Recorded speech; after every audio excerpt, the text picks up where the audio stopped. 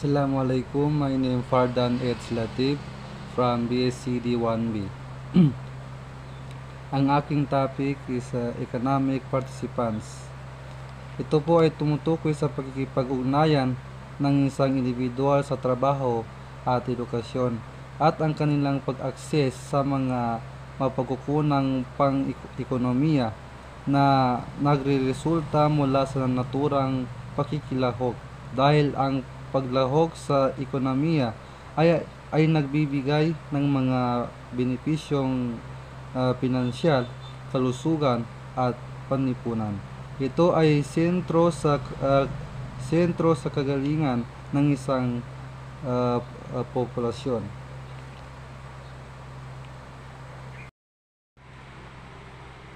Ang Asia-Pacific Economic Cooperation. Ang Asia-Pacific ay isang forum para sa 21 Pacific Rim na bansa, formal na member ng economies na naglalayong isulong ang malayang kalakalan at kooperasyong pang-ekonomiya sa buong rehiyon ng Asia-Pacific.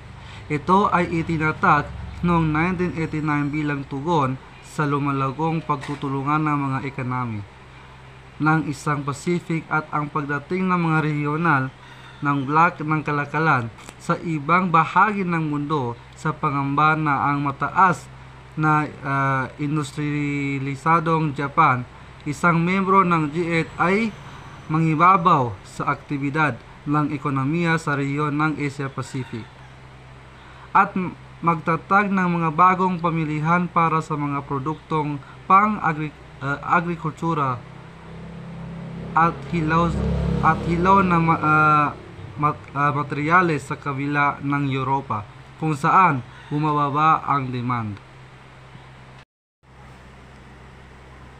Ang Asian Development Bank naman ay isang regional development bank na itinatag noong Agosto 21, 1966 upang mapadali ang pag-unlad ng ekonomiya ng mga bansa sa Asia.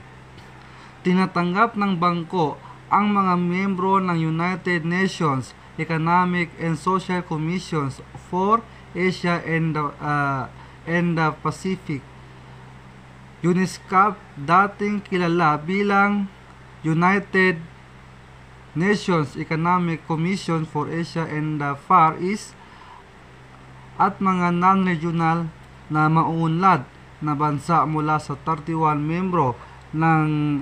membro sa pagkakatatag nito. Mayroon ng ngayong 67 membro ang ADB, kung saan ay 48 mula sa loob ng Asia at Pacific at 19 sa labas. Ang ADB ay malapit na modelo sa World Bank at may katulad na timbang na sistema ng pagboto, kung saan ang mga boto ay binabahagi sa proporsyon sa mga sukresyon sa kapital ng membro. Sa pagtatapos ng 2012, parehong hawak ng Estados Unidos at Japan ang dalawang pinakamalaking proporsyon ng pagbahagi ng bawat isa sa 12.78% hawak ng China. 5.45% naman ang hawak ng India, ang 5.36%. Ang Plan Colombo ay isang organisasyong pangrehiyon na naglalaman ng konsepto ng sama-samang pagsisikap ng intergobyerno upang palakasin ang ekonomiya at panipunang pag-unlad ng mga kasaping bansa sa rehiyon ng Asia-Pacific. Ang pangunahing focus ng lahat ng aktibidad ng Colombo Plan ay pagpapaunlad ng human resources. Ang International Chamber of Commerce may tatlong pangunahing aktibidad ng pagtatakda ng panuntunan, paglutas ng hindi pagkakaunawaan, at pagtataguyod ng patakaran. Dahil ang mga miyembrong kumpanya at asosasyon nito ay mismong nakikipagbahagi sa internasyonal na negosyo ng ICC ay may walang kapantay na awtoridad sa paggawa ng mga patakaran na namamahala sa pagsasagawa ng negosyo sa mga hangganan, bagamat voluntaryo ng mga tuntuning ito. Sinusunod ang mga ito sa hindi mabilang na libu-libong transaksyon araw-araw at naging bahagi na ng internasyonal na kalakalan. Isang pagdaigdigang network ng mga pambansang committee sa mahigit 100 bansa ang nagtataguyod ng mga prioridad sa negosyo sa pambansa at regional na antas. Mahigit sa 3,000 eksperto na kinuha mula sa mga miyembrong kumpanya ng ICC ang nagpapakain ng kanilang kaalaman at karanasan sa pagbuo ng panindigan ng ICC sa mga partikular na isyu sa negosyo. Ang International Korte ng mga Kriminal or ICC. Ang International Criminal Court ay isang intergovernmental na organisasyon at international na tribunal na nakaupo sa dahang sa Netherlands. Ang ICC ay may jurisdikasyon na yusigin ang mga ang mga individual para sa mga international na krimen ng genocide, mga krimen laban sa sangkatauhan at ang krimen sa digmaan. Ang ICC ay nilayon na umakma sa mga umiiral na pambansang sistema ng hudisyal at sa makatuwid ay maaari lamang nitong gamitin ang kanyang jurisdikasyon kapag ang ilang mga kondisyon ay natutugunan, tulad ng kapag mga pambansang korte ay ayaw o hindi kayang usigin ang mga kriminal o kapag ang United Nations Security Council o mga individual na estado ay nag-refer ng mga sitwasyon sa korte. Ang International Court of Justice naman, ang international na hukuman ng hustisya, Francis Core International de Justice, karaniwang tinutukoy bilang ang World Court ICJ o dahang ay ang pangunahing sangay ng hudisyal ng United Nations or UN. Nakaupo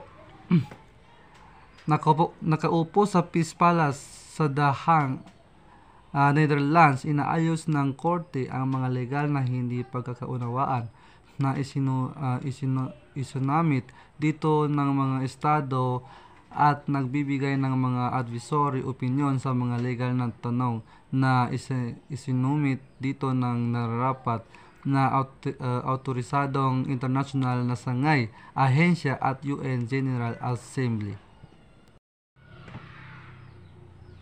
Ang International Committee of the Red Cross or ICRC. Ang International Committee of the Red Cross ICRC ay isang humanitarian institution na nakabase sa Geneva, Switzerland at isang 3 beses na Nobel Prize laureate. Ang mga partido ng estado mga pumirma sa 4 na Geneva Convention ng 1949 at ang kanilang mga karagdagang protocol ng 1977, Protocol 2 at 2005 ay nagbigay ng mandato sa ICRC na protektahan ang mga biktima ng international at panloob na armadong mga salungat kabilang sa mga nasabing biktima. Ang mga sugatan sa digmaan, ang mga bilanggo, mga refugees, mga civilian at iba pang hindi nakikipaglaban. Ang ICRC ay bahagi ng International Red Cross at Red Crescent Movement kasama ang International Federation of Red Cross and Red Crescent Societies IFRC at 100 190 national societies. Ito ang pinakamatanda at pinakapinarangalan na organisasyon sa loob ng kilusan at isa sa pinakakilalang organisasyon sa mundo na nanalo na 3 Nobel Peace Prize noong 1977, 1944 hanggang sa 1963. Ang United Nations Security Council or UNSC ay isa sa 6 na pangunahing organo ng United Nations na sinisingil sa pagpapanatili ng pandaigdigang kapayapaan at seguridad, pati na rin pagtanggap ng mga bagong miyembro sa United Nations at pag-aproba ng anumang pagbabago sa karakter ng United Nations nito. Kasama sa mga pangyarihan nito ang pagtatatag ng mga operasyong pangkapayapaan, ang pagtatag ng mga international na parusa at ang autorisasyon ng aksyong militar. Sa pamamagitan ng mga resolusyon ng Security Council, ito ang tanging katawan ng UN na may autoridad na mag-issue ng mga umiiral na resolusyon sa mga miyembrong estado. Ginanap ng Security Council ang unang sesyon noong 17 ng Enero ng 1946. Ang mga resolution ng Security Council ay karaniwang ipinapatupad ng mga peacekeeper ng UN, mga puwersang militar na voluntaryong ibinibigay ng mga miyembro estado ang pinondohan ng hiwalay sa pangunahing budget ng UN.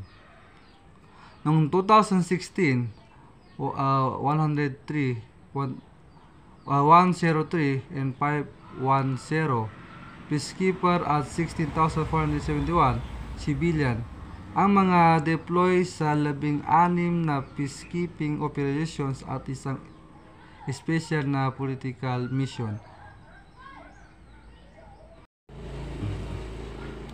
Ang International Olympic Committee or IOC ay International Olympic CIO ay ang pinakamataas na awtoridad ng pandaigdigang kilusang Olympic pati sa Lausanne, Switzerland. Ang IOC ay isang non-profit na independenteng international organisasyon na binubuo ng voluntaryo na nakatuon sa pagbuo ng isang mas mahusay na mundo sa pamamagitan ng sport. Ito ay muling namamahagi ng higit sa 90% ng kita nito sa mas malawak na kilusang pampalakasan na nangangahulugan ng araw-araw. Ang katumbas ng US dollar 3.4 million ay napupunta upang tulungan ang mga atleta ng mga organisasyong pampalakasan sa lahat ng antas sa buong mundo. Ang misyon nito ay nakapaloob sa Olympic Charter upang suportahan ang papaunlad ng mapagkompetensyang sport sa pamamagitan ng ethical at napapanatiling paraan sa kapaligiran.